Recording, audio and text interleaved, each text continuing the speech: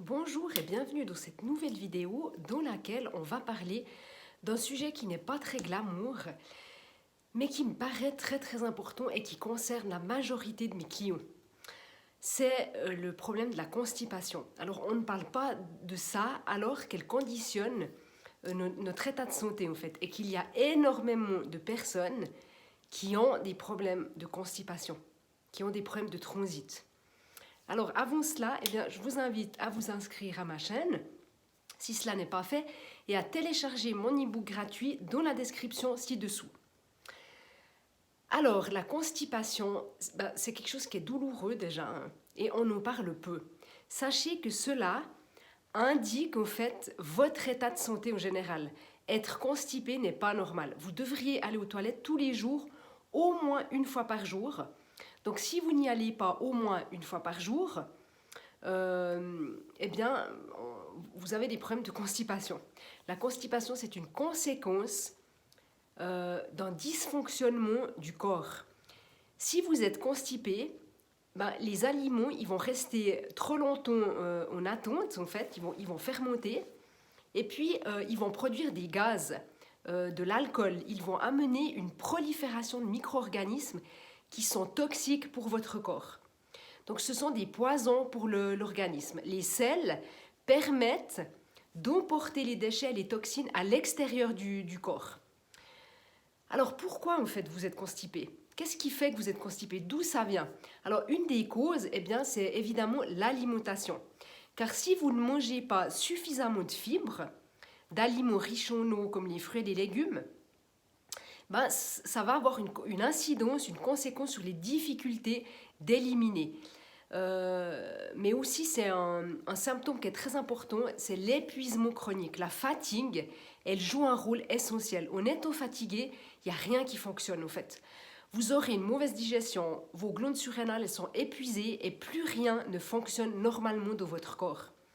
Donc si vous mangez trop de sucre long, par exemple, des pâtes, du riz, du pain, c'est un trop plein de sucre complexe qui vont fermenter au niveau de votre intestin, qui vont coller aux parois de votre intestin et ça vous déshydrate et ça vous fatigue.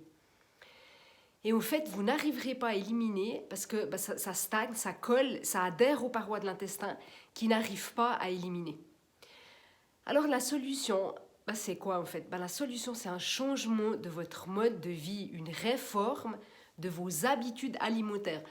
Vous pouvez prendre tous les laxatifs que vous voulez, vous allez traiter le symptôme, mais pas la cause, ça sera toujours là. Ce n'est pas les médicaments qui vont vous aider. Et en plus, ça va rendre votre intestin paresseux et ça va aggraver la situation. Donc n'y pensez pas, s'il vous plaît, juste simplement si vous êtes en cas d'extrême, en fait, mais autrement n'y pensez pas. Changez votre alimentation.